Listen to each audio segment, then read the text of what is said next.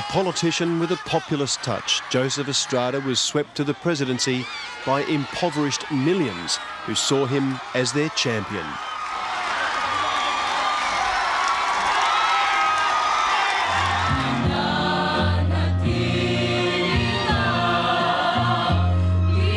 As a swashbuckling former movie star, Estrada's disarmingly honest about his hard drinking and many mistresses.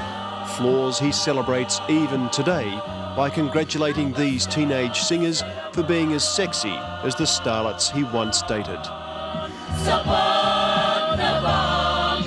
But their song of thanks belies a president in deep trouble.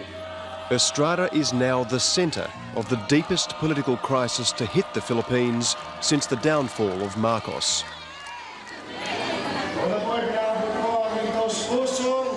If the claims in this scandal are true, he's a man whose greed drove him to steal millions from people who live on as little as $1 a day.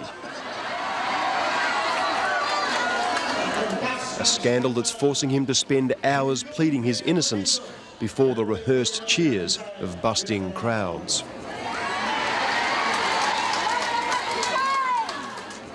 Right from the start, Joseph Estrada's presidency has been dogged by concerns over his connections to cronies, underworld figures and a flamboyant lifestyle.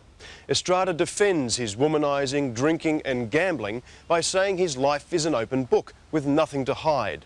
But that lifestyle has now caught up with Estrada and threatens not only his presidency, but also confidence in the economic future of his country.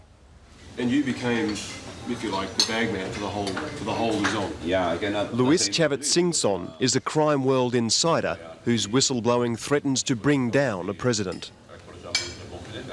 So I'm just telling you how they make money, how corrupt this government is, how corrupt Mr. Estrada is. He's been doing this ever since when he was a vice president.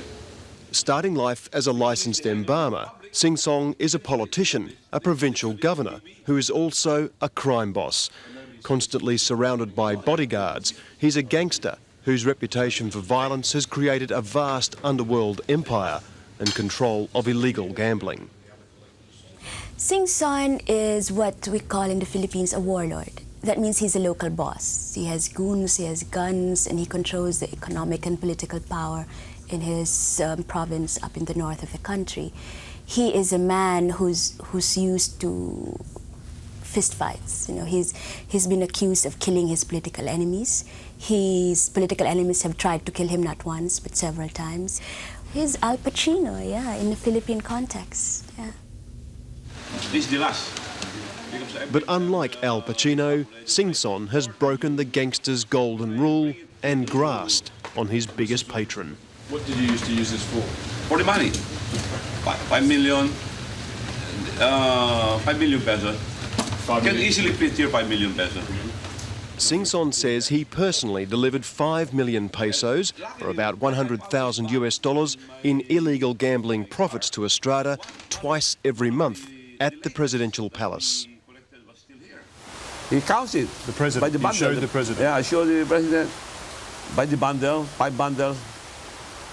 When he's busy, I'll just show him this. The records are with Yuli. Okay. That's it. And that was about how much? That was like 5 million pesos? Every 15 days, 5 million pesos, or a total of 10 million a month.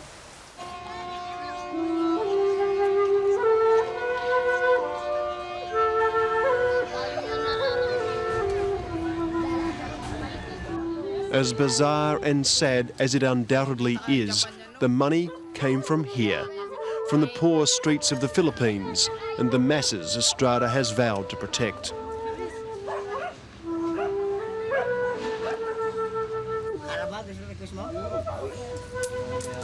So desperate is life and so popular gambling that many prefer to bet what little they have in the hope of making just a little bit more.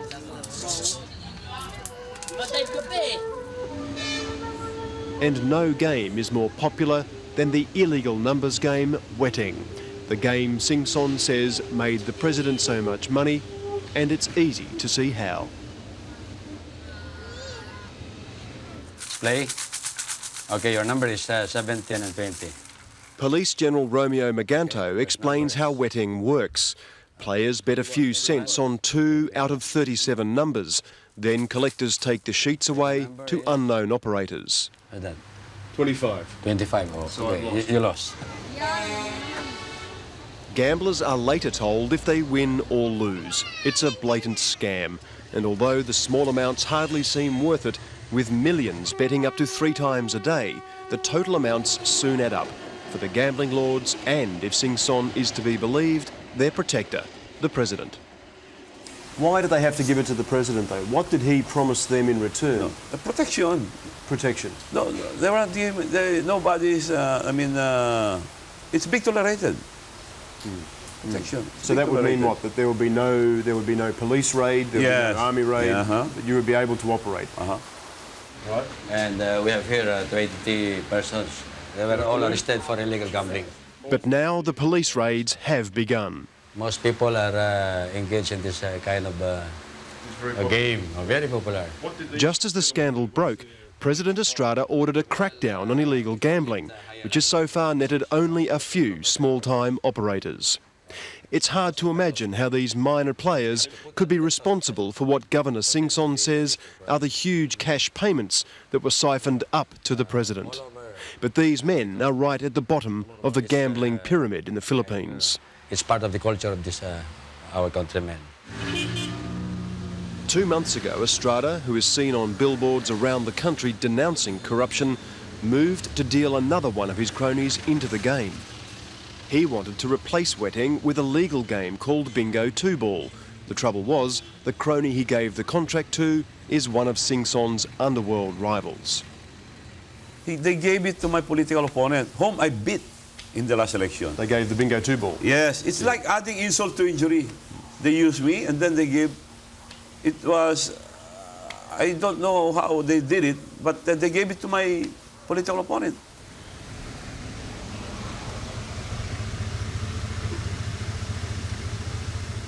Sing Son says when they tried to have him killed, he decided there was nothing more to lose and he went public.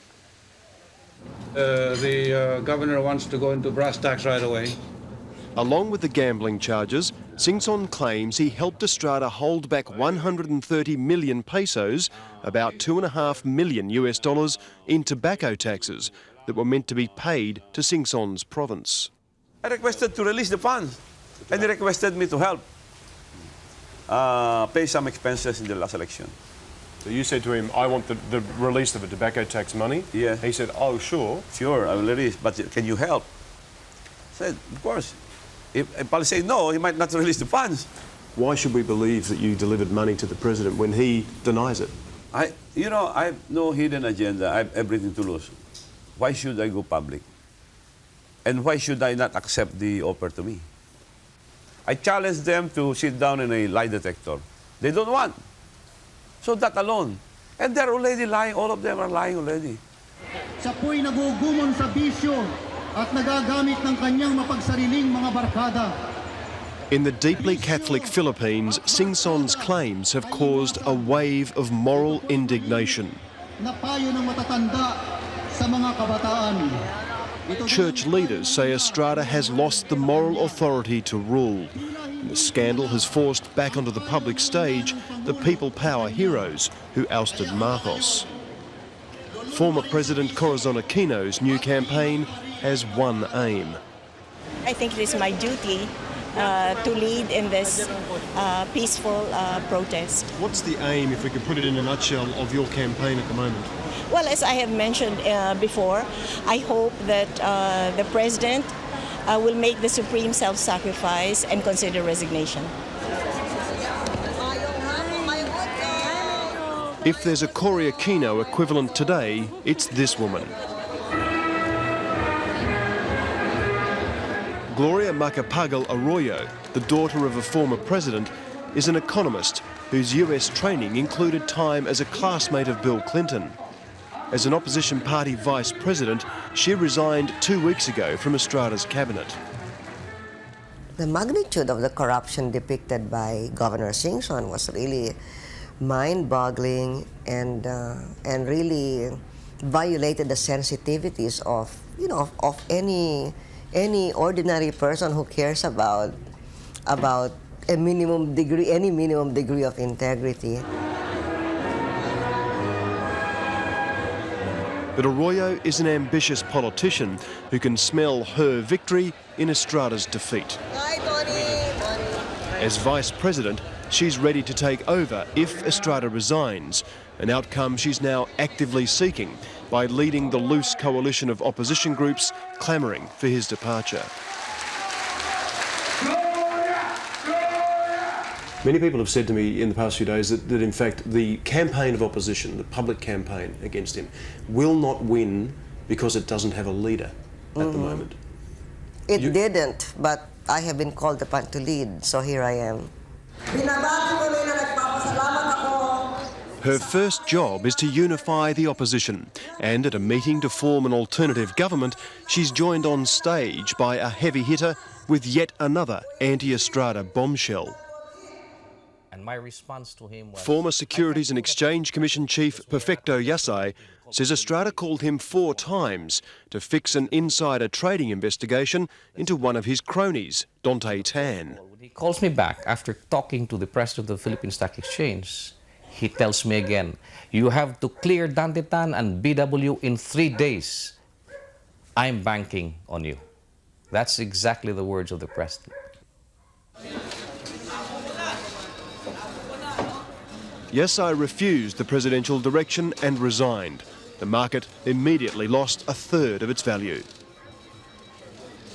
The president violated and broke the law by 1, impinging on the independence of the SEC, which is clearly safeguarded by the law, and 2, giving a direct order to the chairman to the prejudice of the interests of the government.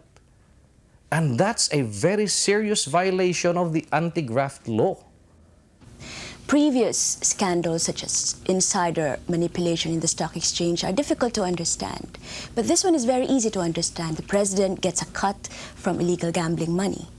And so it is, and the fact that the allegations are being made by an insider, someone who has intimate knowledge of the workings of the presidential palace, someone who has admitted to all-night mahjong and drinking parties with the president, lends these charges credibility. To find out why Estrada might want the cash, you only have to travel to the tree-lined avenues of Manila's most salubrious suburbs. Sir, please don't. And as we found, filming these houses is not welcome. The reason? Each of Estrada's 6 known mistresses lives in one. No, don't do that. Sir, please. What's the problem, sir? He managed to convince people that, yeah, you're right, why are we making so much fuss about a man who has, God knows, 7 wives? Because he says no one's complaining, none of my wives are, why should you complain? He used to make jokes like that. And we found it funny and we let him get away with it. But suddenly now, we're going back to the real issue here, which is the issue of character, whether this man has the character to govern a country. Sheila Coronel investigated Estrada's wealth.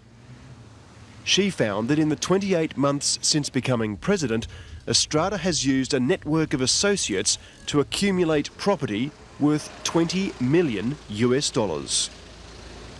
The key anomaly seems to be the accumulation of so much corporate wealth, and so much land and houses cannot be legitimately explained by what the president declares as his income. And we don't know of any legitimate business that the president has been engaged in that can explain how he accumulated that much money. Estrada's made no secret of his profligate ways and shady mates. Gambling with cronies, as seen in this 1996 casino tape, includes regular million-dollar mahjong sessions. But unable to ignore the growing gravity of the claims against him, Estrada had to act. We must uphold the spirit of the Constitution and the process it provides. He agreed to open his property ownership to investigation, remove family from directorships and scrap a few tainted deals, but that's as far as he'd go. A duly elected president cannot abandon the people's will on the mere basis of what is obviously a politically motivated hatchet job. What needs to be done. But to many, that's just missing the point. The initiation of impeachment, your committees know, is a function of the House. The Senate has now decided it will hold an impeachment hearing. If found guilty, the President would be sacked and could face criminal proceedings. Estrada has a Senate majority, but in a Senate committee investigating the case, even witnesses for Estrada deliver evidence against him. Naiwan doon, nangungupahan na lamang. Driven to tears and into a wheelchair by the case, Yolanda Riccaforte is the woman Sing Song claims kept the books for Estrada's ill-gotten gambling gains. After being subpoenaed to appear, Riccaforte supposedly suffered a life-threatening attack of high blood pressure and fears for her safety. I was most of all afraid of my family and myself because I know that Governor Sing Song is a powerful man. Riccaforte admits she did give 200 million pesos of Sing Song's money to President Estrada's lawyer, but says she didn't know where the money came from.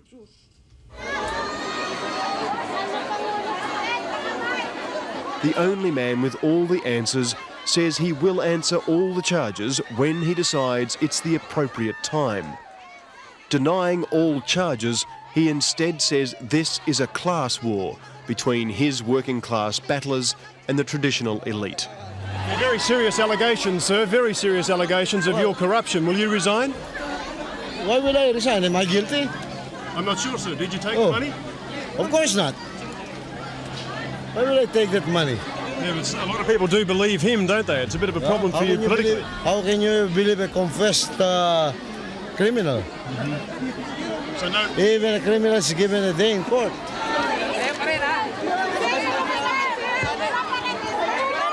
Buffeted but unbowed, Estrada refuses to acknowledge the wider problem he's creating.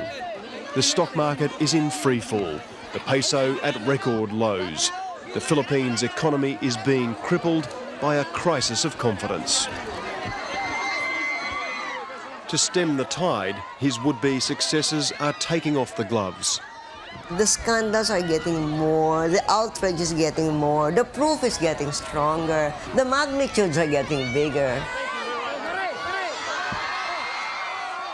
So while I would not say that I can say that I am convinced beyond doubt because I want to give him the benefit of the doubt, the tendency is to believe because there's so much corroborating consideration.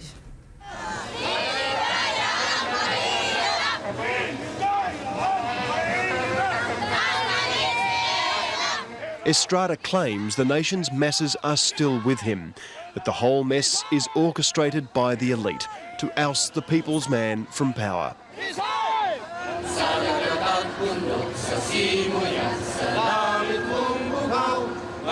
But if the claims prove true, the people may demand more than just a dignified resignation from the actor they trusted with their future.